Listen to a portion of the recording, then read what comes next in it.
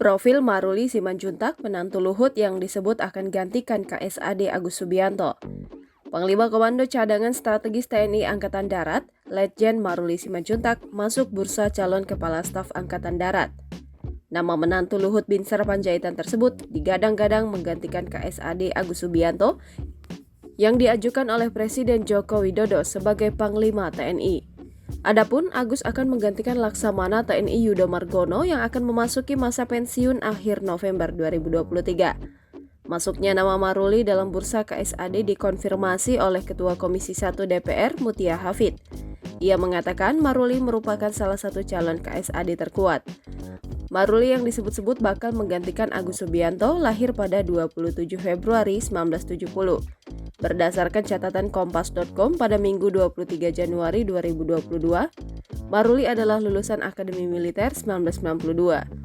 Ia mempunyai pengalaman di bidang infanteri Komando Pasukan Khusus atau Kopassus dan datasemen Tempur Cakra.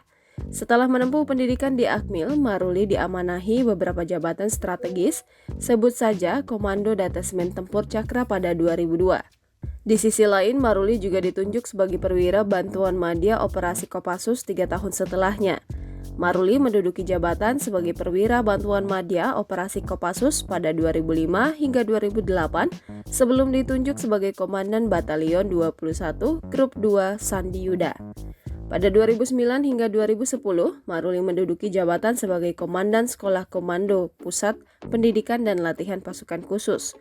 Perjalanan karirnya berlanjut sebagai Wakil Komandan Grup 1 para komando pada 2010 hingga 2013 dan Komandan Grup 2 Sandi Yuda pada 2013 hingga 2014.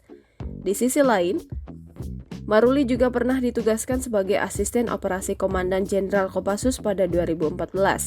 Maruli kemudian menduduki jabatan sebagai Komandan Grup A Pasukan Pengamanan Presiden. Grup yang ia pimpin bertanggung jawab untuk mengamankan Presiden Joko Widodo. Setelah dari Pas Pampres, Maruli ditugaskan sebagai Komandan Korem 074 Waras Tratama, Solo. Namun ia kembali bergabung dengan Pas Pampres dan mengemban tugas sebagai Wakil Komandan Pas Pampres pada April 2017. Tak lama setelahnya, Maruli ditunjuk sebagai Komandan Pas Pampres sekaligus mendapat kenaikan pangkat menjadi Maijen.